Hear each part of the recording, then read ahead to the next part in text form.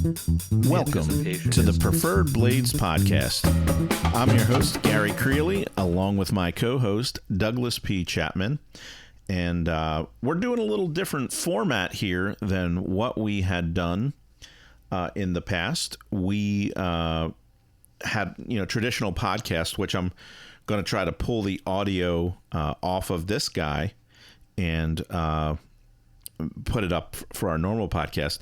But we have a video podcast, so we can do a little bit with, show some pictures, pictures of some knives, and just have sort of a better thing going on. So today we're going to talk about the Spyderco Reveal Volume 2. Now, I know some of you might be thinking, hey, that's like old. Why? That's yesterday's news. Well, that is true, but at the same time, it's available. Some of that stuff is available to you. So we're just going to walk through it. Won't spend a lot of time on that. It's been a while since we did a podcast, or a video podcast, as it were. And we'll go over some stuff that we've gotten and stuff that's going on in our shops. So let's go to the Reveal Volume 2. So this is the Reveal Volume 2. This is the cover of it. So on the first page, it's, pictures of some of what's in there. Once I get my mouse working correctly. Oh, there we go. And the second page is, also introductory. And when we get to the third page on here, 2 through 3, actually is what they call it, we are on to the knives. So, knives. The Police 4 Lightweight. A question I ask you, we tried this once and we lost internet and we weren't streaming. We were a mess. So we are on the JOB now. And I had asked you, did the Police 4 go out of production for a period of time? Or the Police model in general? Or has that always been in continuous production? That had pretty much been in continuous production through today. Okay. There is the fancy steel version with G10 scales, the K390, I think is what it is. And it is really quite a departure, in my opinion, from the historical stainless steel handled police. Were they always stainless steel? I feel like there's a... Previously? There were some aluminum and tough ram coated aluminum. I'm sure there was a carbon fiber at some point, but most of the ones were the traditional stainless steel handle. Cool. Well, here it is in a lightweight form. Departure. Looks like tip up, tip down, left, right carry. Pretty much any way you want to wear it. So, right. Cool. It's cool. All right. Next up, the Native Chief. So this is a bigger and pointier native. Correct? It is. Yeah, larger S30V, G10. Overall dimension. Yep. Native Chief is S30V. Yep. So, just a bigger native. Although by making it longer, it really does change that blade shape a little more, and it does really look kind of pointier than the, even then. And it's sort of the drop point. Native.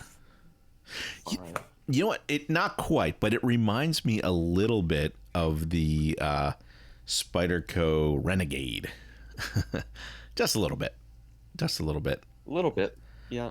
I have to bust out my Renegade for one of these videos one of these times. But that was probably one of my first nicer, quote-unquote, Spydercos that I owned. So next up is the Endella Lightweight.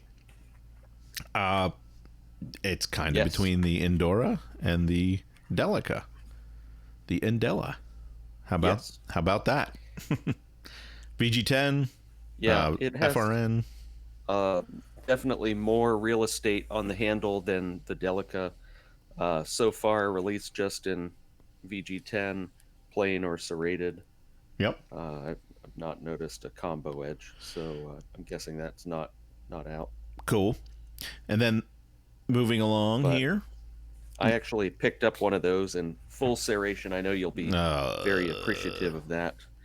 So I have actually carried this for, I don't know, a month or more. Love those serrations. And I've been enjoying it. Yeah. I only like serrations on steak knives, but, to each their own. The Sage 5. This looks like a really cool knife. I kind of wish it was in Carpenter XHP rather than CPM. So I'm pretty sure I'd order one of those if it was XHP. I'm just, the truth is S30V is not dramatically different. I don't know why, I just like the XHP better. So, oh well. It's cool. Looks nice. Reminds me of a Chaparral. Yeah. Just a little bigger Chaparral. Very similar, except a compression lock. The compression lock. Back lock.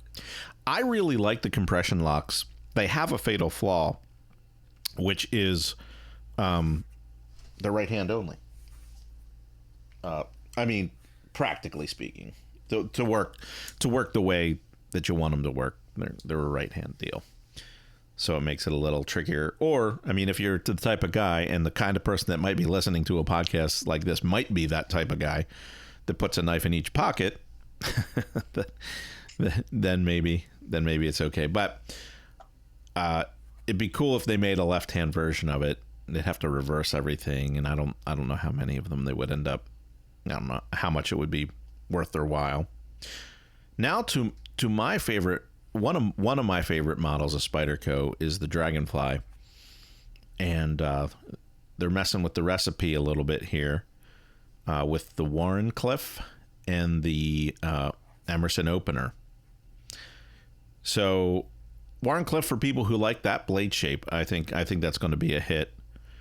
The Emerson opener, we talked about that the first time we tried to record this podcast. The Emerson opener is a little bit of a, well, you were saying it can be an effective self-defense weapon, and the quicker deployment of the Emerson opener. I thought it was... Absolutely. I thought it was a little silly on a knife that small, to be honest. But, I think the Spydercos deploy pretty quickly just using your thumb. They do, but you have to draw it first, clear the pocket, and then articulate the action where that is combined into one fluid motion once you practice with the wave. Yeah. And depending on the nature you're in, though, if you were actually in some kind of tussle, I don't know, if you're going to have your Emerson technique down just so you might get it halfway open. I don't know. It's cool, though. It's a variation. And I think, maybe you don't know. I know you're very particular about your knives. But can they work as a bottle opener? I've heard people say they can. I've never tried to do it. I don't actually open bottles of that style, so that's never been a real... I don't drink. Science experiment I needed to do. I don't drink, but a lot of your niche sodas and even some of the Coke bottles that they need a bottle opener to open. And there is nothing more obnoxious than having a cold beverage in front of you and not have a way to... Now, I've seen guys just use the spine of their knife to open stuff, and I haven't really worked that technique out myself. But anyway, yeah. So moving along to the... Well, since I always have at least a Leatherman on me, I've never been tempted to try and open a bottle with the knife blade. The right tool for the right job. That just sounds like I would be going to the hospital pretty directly. I feel like that could go wrong quickly. But so... Oh, yes. So moving along, the insistent and the emphasis... Yes. Slightly altered Chinese Spyderco business. It's kind of along the lines of the Tenacious family. These come from the Efficient family. Right. Yep. So I suspect that's the goal, different sizes. So where we are right now, it is 10:58. I mean 9:58 at night, and you'll hear beeping. You might even hear vibrating of the house because they're paving the road in front of me, and they do it at night. The road out by our house. It's it's probably 100 feet away, but still, you can hear it. So that background noise is what you're hearing. All right, so the Shaman in carbon fiber, cool. An S90V. That actually seems like a pretty. Oh yes. That seems like a pretty nifty, nice one. Yeah, that's right. You really like S90V. I feel like I'm a big fan. I feel like that's not an inexpensive piece of cutlery. No, that would definitely not be an inexpensive piece of cutlery. Yeah, I'm guessing that's not going to be cheap. It's a sprint run. Yeah, the carbon fiber sends the price sailing a lot of times on Spyderco's, and I can attest: A, it's not cheap to buy, and B, it's no fun to work. So, when you use it, you're itching for a day. So I get it, but man, it's nice. I was carrying my minnow, Acrylic Blades minnow, with the carbon fiber, and I just like the carbon fiber. It's cool. That was marbled carbon fiber. Yeah. But right. Slick.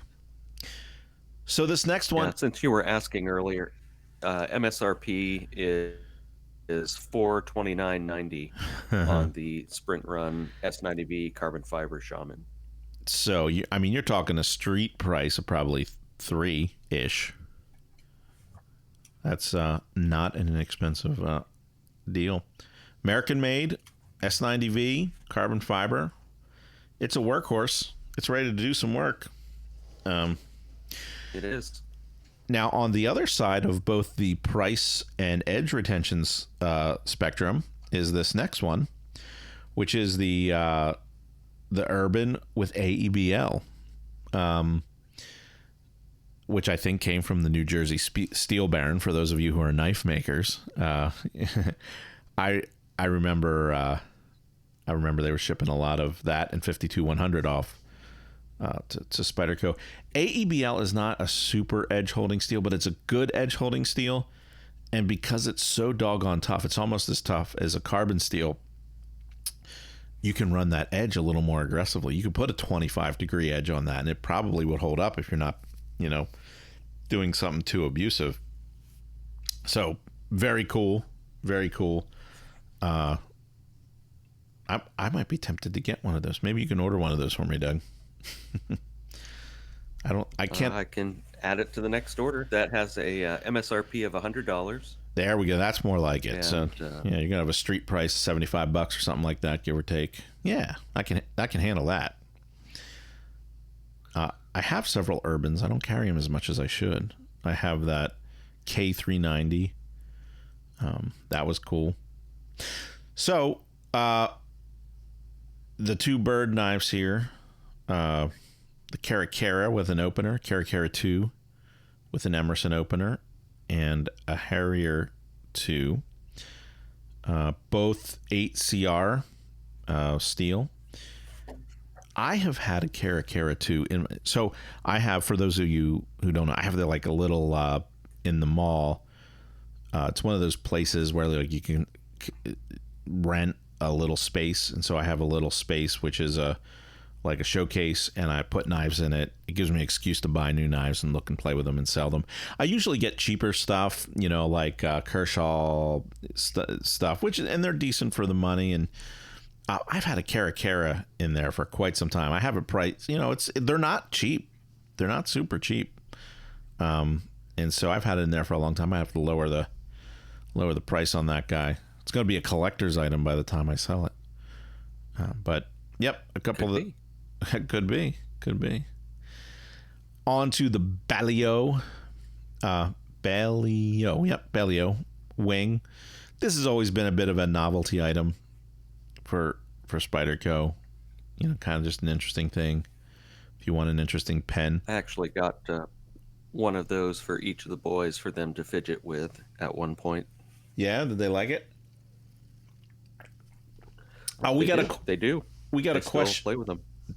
Oh, okay. Somebody, Bronx Blades was asking how much for that Shaman. That's how much. A lot.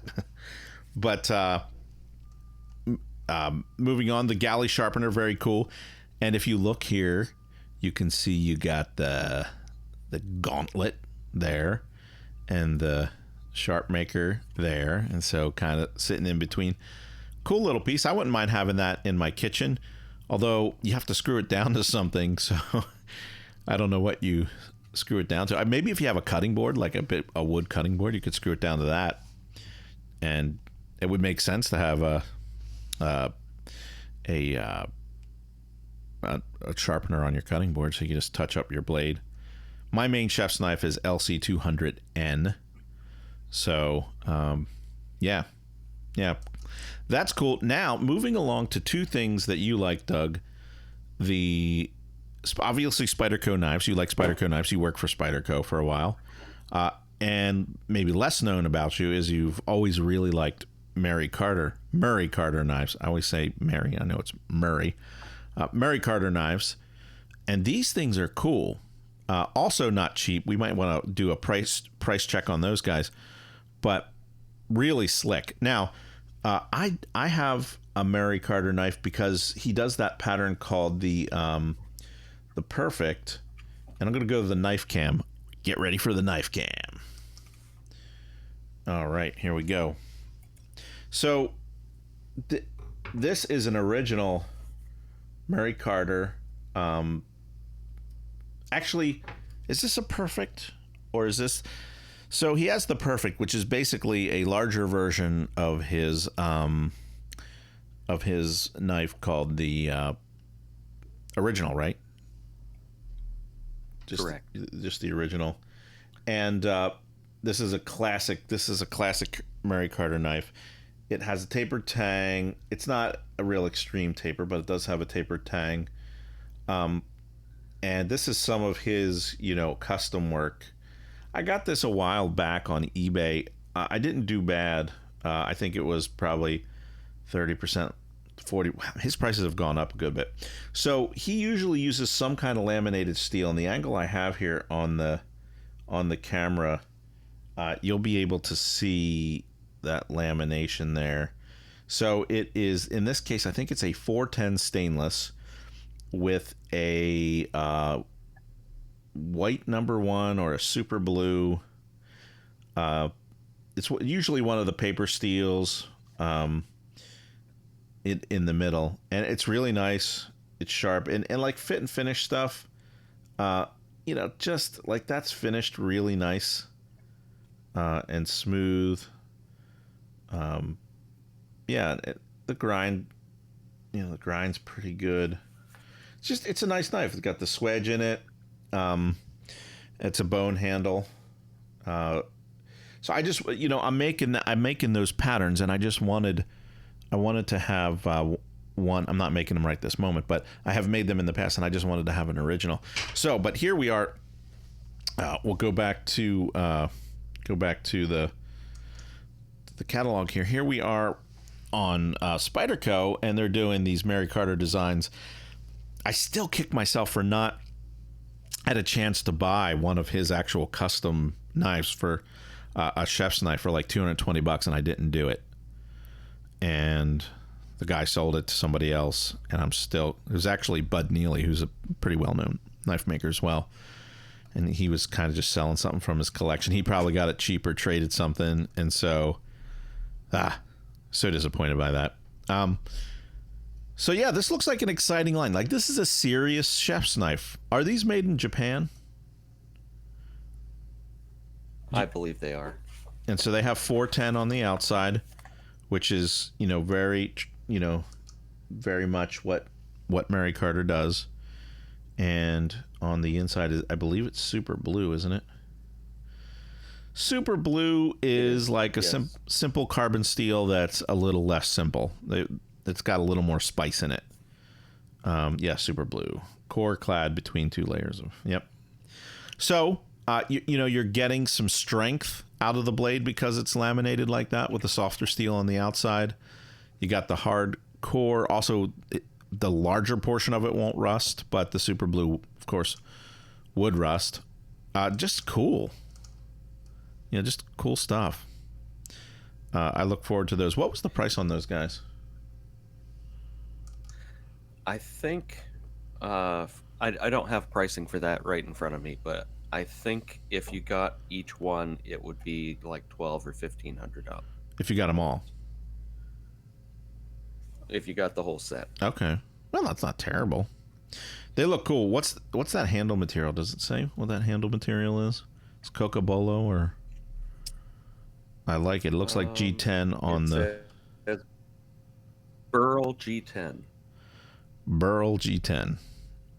Oh, so it's a G10 that just looks like Burl. Oh, man. Well, that's right. G10's strong. G10's not affected by water and acid, so that's pretty cool. Burl G10. I got to find some of that. I like that. I wonder who makes it. Anyway, all right. I digress. The ZCut Series. So these are pretty cool. As we discussed last time, they're not tremendously big. They're only maybe somewhere between a utility knife and a paring knife, but pretty slick. Yeah, I think it's actually going to be really handy. It's like an offset paring knife, 8 inches overall, 8 and 3/4, I think, maybe overall length, and really, so many people we visit their house or we're out somewhere and they're on a cutting board using a paring knife instead of like a chef's knife, and this sort of marries the two. It gets your knuckles just that little bit off the cutting board, making paring on a cutting board that much easier. When I first saw them, I thought they were maybe an 8-inch blade. That is Right. not the case. It is a 8-inch overall. almost 4.5 inch. Yeah. Now here's the other. So a little smaller than I thought. Now here's the other thing. BD1N. This is a neat steel. This is a carpenter steel. This recipe, gets its roots actually sort of in AEBL. It looks a little similar to that, but it's got a little more carbon. It's got a little more nitrogen. Oh, well, ABL doesn't have nitrogen. There's another steel called Nitro V, which has a little bit of nitrogen in it compared to ABL and a little bit more carbon. This is a little more yet. So this, I don't want to say this is a super premium steel, but this is a neat steel and a nice steel. It's a domestic American steel, and it's just cool. Carpenter makes their steels hard to get. I would do runs of the steel all day long. Just, again, a hard-working stainless, just a little more premium than, say, an AEBL, but similar idea. So, yeah, these are cool. I might just pick one of these up just out of curiosity factor. I mean, they're no Radas, but... Well, I'm in the middle of the approval process for being a culinary dealer for right. Spyderco. That's some different criteria you have to meet. I see. Very interesting. So, back over to the knife cam. Let's anything new in your knife world these days? I mean, you can tell them about Rada. Well, I got let's stick with Spyderco at this moment at least. All right. I picked up my order was filled with the second version of the Khepera. Okay. So I got the constant quality improvement version. So it What's dropped it called? shut and Khepera? Spyderco Khepera? Kapara. It's Okay. the C241CFP. All and right. that is a very, very, very sought after blade. It is 30V. It is made in Taichung, Taiwan. It has a very interesting pivot pin. It has a compression lock, two position wire clip. Um, Again, carbon fiber scales with full steel liners. Interesting. Probably skeletonized if I looked in there. They are slightly skeletonized steel liners. Okay. Interesting. I'm just pulling up a picture of it here. Actually, it was a little hard to find. Let's see. The Khepera.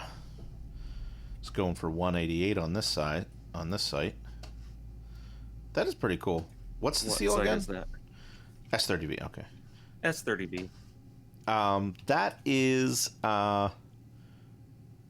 shopopticsplanet.com. Oh, they want me on their mailing list. Huh. No, thank you. Yeah, cool. So the MSRP is $290 for this one. Yep. MAP must be, or we would hope that MAP is 188, or those guys are under MAP, which they shouldn't be. Cool. All right. Yeah, I'll have to look into that. So what else fun do you got? I'm curious. I finally received a Paisan. Okay. That is the Spyderco X90V. It's similar to the. Yes, I should remember that. So it's the same designer that did the Nirvana. It has the same integral scales of titanium, one-piece scale. That is, I'm sorry, one-piece scale. This does have a steel insert for the lock face interface and S90V integrated Reeve style liner lock. S90V. It is a little blade heavy, kind of like the yeah, you can see it's got a earlier version, but very, very excellent build quality. I should hope. It's something else pretty exciting that I got to play with. So is that one in stock, or is that you're just checking it out, or what's the arrangement on that guy? It is available for purchase. Okay. I have not even gotten it posted anywhere yet on my website or Facebook or anything. Okay. That is not that will be available. That is not an inexpensive knife. It's not. 800 MSRP, MAP 520. So, yeah, cool. All right. What else you got? Yeah, definitely enjoying that. I told you about the Indela, so that's not a exciting reveal. But No, the thing that is very interesting to me is Spyderco did another Phil Wilson design, the Bow River, and they did this one in a way to keep it accessible from a price point standpoint. So this one is made in China, and it is the standard 8CR 13 MOV steel, and a leather sheath, belt sheath, with, I'm gonna guess this is camouflage G10. I will try and bring up that. I think they call that like Arctic G10 or something. The white and the black and the gray. Yeah. That's cool. That is affordable. Yeah, that's an honest to goodness, custom. I think they'll sell a lot of these, honestly. Oh yeah.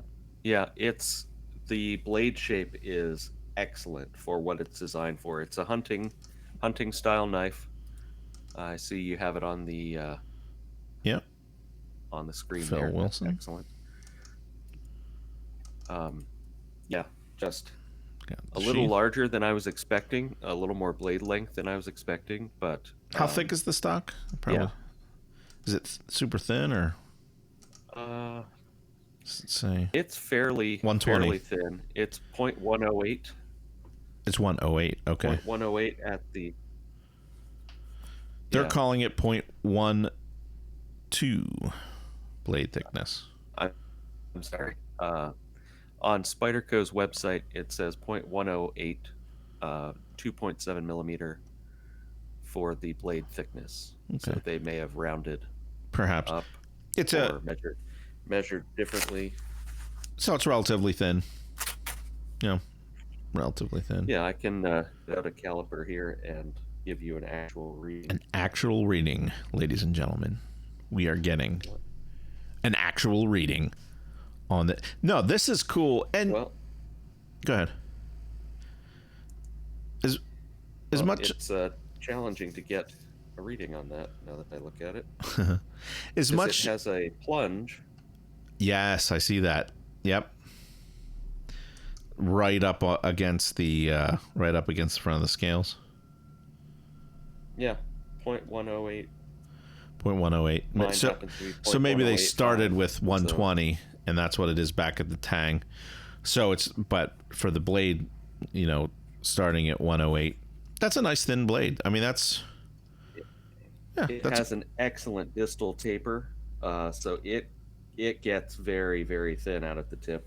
Interesting. This is not going to be your tactical folder sort of tool. This is definitely a precision cutter. For $32.50, it looks like it would make, amongst other things, a pretty nice little kitchen knife. Certainly like a camp kitchen knife, but even just, if people don't use chef's knives. It's slick, although I think I'd recommend the one in BD1N with the plastic handles, but this is cool, though. I like it. I think it's cool. Anything else you got? Hello? Did I lose you? Uh-oh. I might have lost Doug again. We lost him once the last time, but he came back eventually. So I will continue with some of the stuff that I got. We're going to go to the knife cam. Which is right here. And I'm going to do a little show and tell. So we saw the Carter cutlery. This guy's nice. This is neat. I like it. It's cool. So that's that. Put that along the side here. I'd like to do a review on this guy. This is the Para 3 lightweight. Now, I'm a fan of CTS BD1N, as you might have noticed on the previous talk about it with those cooking knives. But doggone it, this is a near perfect.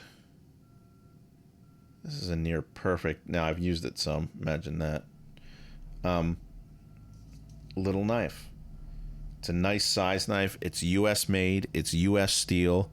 Now, I was talking to Michael Christie, who was telling me that his had bad action and bad centering. He really didn't like it very much. The centering, I wouldn't say it's perfect, but it's decent. It's fine for what it is. It sounds like Mr. Chapman's back. I have returned. Thank you for your patience. Took another unscheduled break. Yes. So I'm talking about the Para 3, which I just think is a fantastic knife. Mine has great action. A lot of people like the wire clip. I like the wire clip. It's just, I love it. It's great. I think it's one of the better knives that Spyderco has come out with in the past 10 years. It's certainly, I like it. It's priced fairly. Good steel, interesting steel, U.S. made. I will say one thing too, and I don't have one within arm's reach here, but compared to the Japanese Spydercos that are FRN with a similar type grip pattern, I feel like this is just a much crisper mold, a much better finish on the FRN injection plastic work. I feel that way about all the U.S. factory stuff. Maybe it's newer, maybe their molds are newer or whatever, but it's just a really nice crisp mold, and it to me, I like these better than the Japanese factory. I like the U.S. I don't know if it's FRN or GFN or whatever it is. I like it. So, keeping with the Spyderco theme on that, and speaking of Mike Christie, he has this now. He changed the scales to carbon fiber. This is a Rex 46 military, and this guy is. Oops! Oh man, I just whacked the knife cam with the knife. It had a really tall bevel on it. He was trying to sharpen it to about 30 degrees, and so he wanted me to regrind it. So this is a reground Rex 46, Rex 46 military. There it is. And it's Michael Christie's in particular. And so I'm always, I've made quite a few knives at this point, but I'm still a little nervous about taking, somebody's blade and, doing something that could, with the slightest twitch of my wrist, destroy it. But this one, cross my fingers, came out pretty good. I left it a little thicker. At the tip. I don't know if you can see. Yeah, you can see it a little bit. It's not super thick. And he didn't want it like crazy thin. I made it pretty thin back here, and this is where it was really tall, up through there. Like it was twice as high as it is here at the tip, at least. And so we thinned it out. So he won't have to do a lot of work to get that sharp. Actually, I'm dealing with Mr. Hair Splitting Edge himself, so I actually dulled the blade lest I slip and slice something. It's not supposed to be sliced. So that's that guy. And while we're on the topic of my work, because I know you asked, here's a Mako Rex going out for a guy. I'm too slow at mailing these. I'm too slow at finishing them. Just generally slow, I guess. But this is a Mako in. You guessed it. Well, let's see if we can get... oh, there we are. Rex 121, the infamous. And there's the edge bevel. I leave them a little thicker. I mean, this is a 70 Rockwell steel, so. But there's some of what the work looks like here. Typical of a Rex blade going out. I leave a 60 grit finish on there because it's Rex, and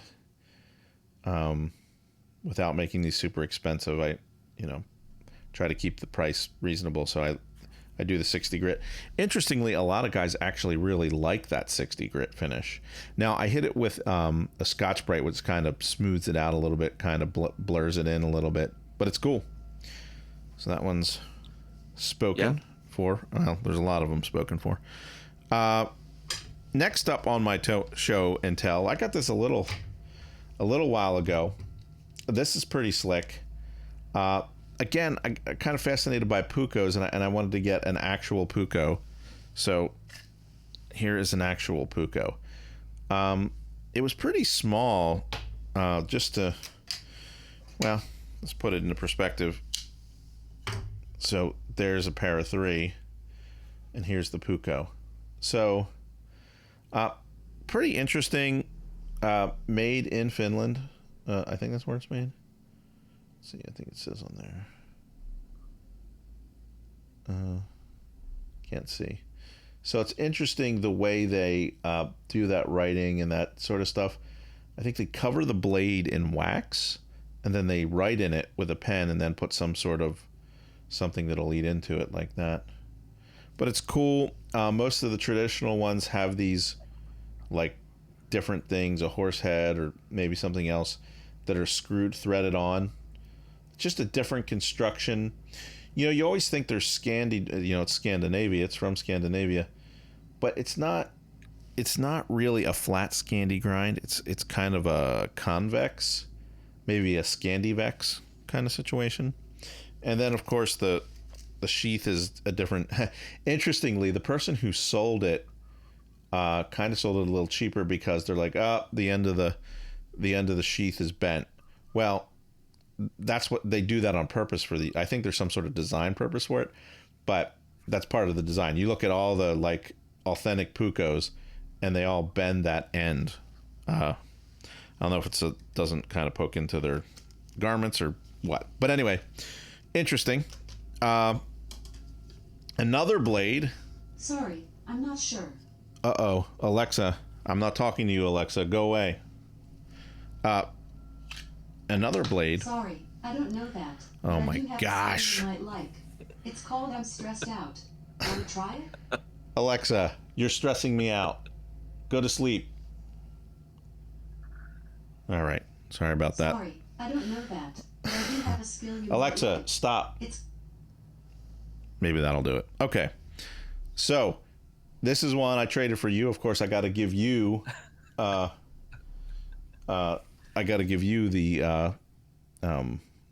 knife that I traded you for. Minnow. Yeah. Error. YouTube not receive enough video to maintain such viewers stream buffering. Okay. So this thing is cool. I like it. Very nice. Very nice. Tom Krien Cayenne, is that the name of it? One of the things you'll notice, he likes to use pretty lean scales, and it's sort of like a bead blasted G10. It's kind of a signature of his.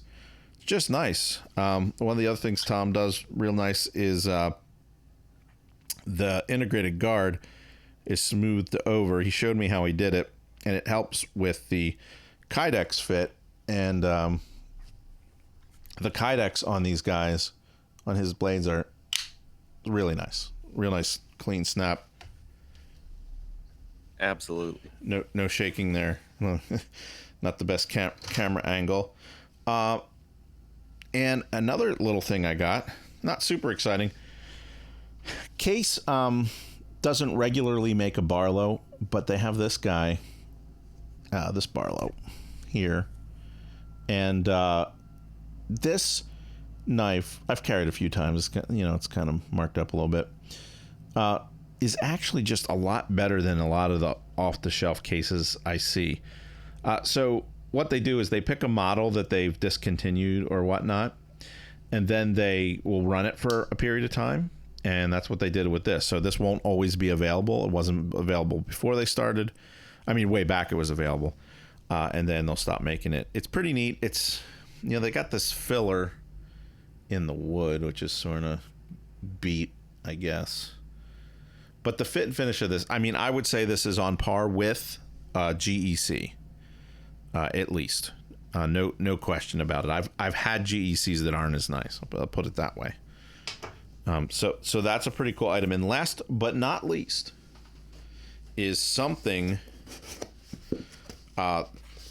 very cool. We'll slide it into frame here. The Gough Resolute. Anybody who spent much time on YouTube, knows Aaron Gough's videos. If you're into knives or knife making, and I watch his videos, and I want to start being a little more production minded in terms of see if we can get his. It's kind of hard to see the logo here. There it is. There. Gough. I've wanted to do some more of a production thing, and I just wanted to see, hey, what does this look like in person? And it looks great in person. That's what it looks like in person. He's meticulous.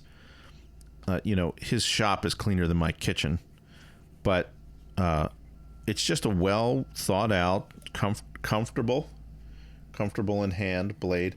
I went with the black DLC. Very sharp, initial sharpness is great.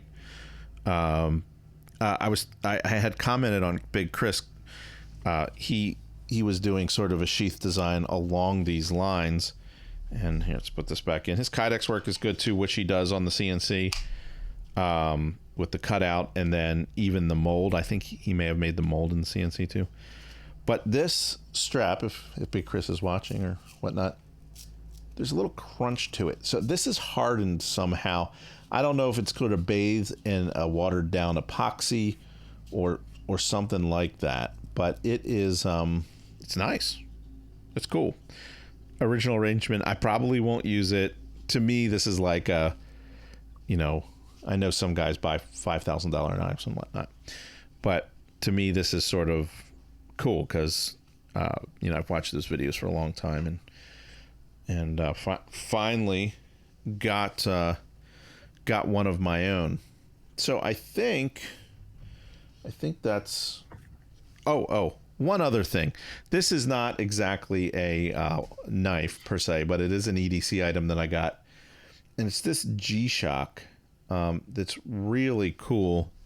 Let me see. It's got a cool light. Let's turn this thing up. Trying to get us in the dark here.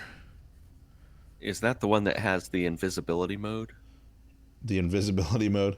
So it's got this... here, I'm going to turn off even more light. Boom. There we go. It's just cool the way it lights up. It's got 2 LEDs and it lights around there. It's just a heavier duty. Like, let's get the light back on here. The strap, like the quality of the strap is quite good. And it's part of the, I think, partially metal. It's just a slick, nice watch. It was about $200 watch. The funny thing about this story is I got this watch at Christmas time, and I had it for 2 days. It was sitting on the dining room table. It disappeared. And for the better part of 8 months, I hadn't seen it. And finally, it turned up in my 5-year-old's train track box. So I have a sneaking suspicion of who was responsible for its departure. But just looking at this, I thought, it'd be cool with a CNC. You could probably make, different bezels there. Unscrew that one and screw different ones because that does screw off. Anyway, cool little watch. Throw a bone to the watch guys out there. I know a lot of knife guys are watch guys. So that's that. Anyway, what's going on in your knife shop these days? Doing a lot of sharpening recently, but I do have some orders I need to get to work on. Yeah, that are through kitchen knives, so I will be orders rocking on those pretty directly. Orders to sharpen. The first one it's a Santoku. No, these are orders built, to make. Okay. A Santoku, yes, 7-inch blade. The next one's going to be a Nakiri vegetable knife, and then a paring knife. The Nakiri and the paring knife have not been finalized for the design yet, so we're still working with the gentleman who is placing this order. Okay. Oh, cool. Looking forward to that. That'll be fun. I finally got that French chef's knife done. Haven't mailed it to France yet, but that is on the short list of things to do. So tomorrow I am visiting a place in Quakertown, which is only 15 minutes, ironically, from where I live, I think it's called Precision Finishing. And all they do is like tumble things and sandblast and bead blast and who knows what other kind of blast things to put a finish on metal things like knives or gun parts or, whatever it happens to be. And the fact that they're 15 minutes away, so trying to get together and do this production knife run deal that I'm trying to do. I'm really excited for this and checking those guys out. They sell like the media as well as like they sell the big tumblers like that Spyderco would have. I don't know if they sell the smaller ones or if they're all just sort of the big commercial jobs. But I'm going over there, getting a tour of their facility. I'm bringing a couple of my blades that they're going to run a couple of their processes on and just get a sense of what kind of finishes they can do. And it's a big question mark of how far I need to take the finish till they can take over and finish it from there. Again, this is for mid-tech sort of production line I'm trying to work on. Also, I have a gazillion of these guys in front of me. I'm plugging away on them.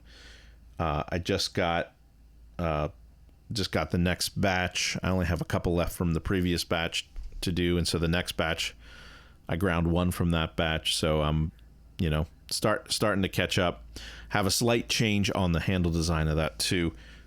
So basically, what I've done is right here, put another hole, which this bolt will go here, and this back here will have sort of a step down sort of situation and a pass through for a lanyard, because I know some people like lanyards. I'm not one of those people, but I do know a lot of people do like them, and so that just gives that functionality there for down the road for them. So that is what I'm up to. I think that's, unless you have anything else, probably our podcast for the day. You got anything else? Yeah. Well, you brought up an interesting turn of events for me. Locally, I have a vending space at the Lewisburg Farmers Market. Oh yeah. And one of the vendors had created a market essentially for this particular brand of kitchen knives. And then some things changed for them and they stopped vending. They have a brick and mortar store here in Mifflinburg. And so I kept getting requests for this particular brand of knife. And it's not high end. Nope. But it's high volume, very thin steel, very slicey, and interesting handle.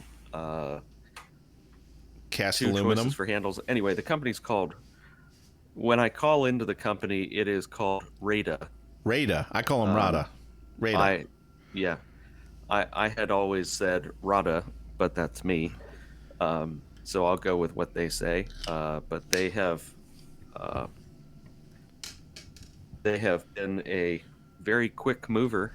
People are very excited about them, and the prices are very good for that sort of environment.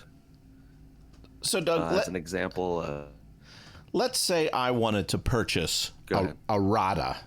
Let's say I was in the market for a Rada chef's knife. What might a Rada chef's knife put me back these days? How much are they? The Radas. All right. Well, here they are. I might have lost you again. Let's take a look. While Doug's gone, let's take a look at these things. Shop knives. Yes, sir. I'm very curious what kind of steel they are. Look at that sharpener. French chef's knife. These pop-ups. French chef's knife, 2210. That's a plastic handle, so that's the one handle they do. It's the real thin stock with these guys, and that's kind of why they work. Real thin stock, not a real tall blade. And then they have that same guy in a cast aluminum version. Right here. Actually, less expensive. Interestingly, less expensive in the cast aluminum. I think I would get the cast aluminum for that price difference. But I mean, how can you go wrong? You're a 6-inch. Actually, this is a Santoku. So if you like that style, how can you beat it for that kind of money? Just sharpen it have it sharpened professionally a few times, and it, you'll be at the cost of the knife. So they're cool. Doug informed me that he dropped, in case you guys didn't notice, he dropped again. But yeah, he's been selling these like crazy. People just love them. For people who aren't knife people and care about steel and all that sort of stuff, these guys, I think they're pretty highly stainless too. So you can they just keep going and going. And yeah, you don't find them in stores a lot. They're cool. It's a cool brand. I'm pretty sure they are made in the U.S. So why not? Why not? That's Rada. The 6 utility blades you could use as... they have some older styles like that. The old-fashioned butcher's knife, if you remember those. A bread knife. Party spreader. Again, that doesn't need to be a super edge-retaining beast. Cheese knives, Cool. So that's Rada. That's what Doug's been up to. So Doug's website, for you guys who don't know, Chapman Preferred, right here. And he's got different stuff on there at different times. Some of his customs and some other things. And my site is creelyblades.com. And I don't have hardly anything for sale at the moment because of just simply being behind on making these. This is my everyday carry, the one that's on here. This is a LC200N Mako that kind of I made. I've made a couple others too, but I haven't made many of them. So that's it for us today. Thanks for tuning in to our podcast, and hopefully this video format, I'm sure we'll get some feedback and some various comments on the website, so we'll know how to improve and the things that people like, things that people don't. So thanks for tuning in, and we will see you the next time around.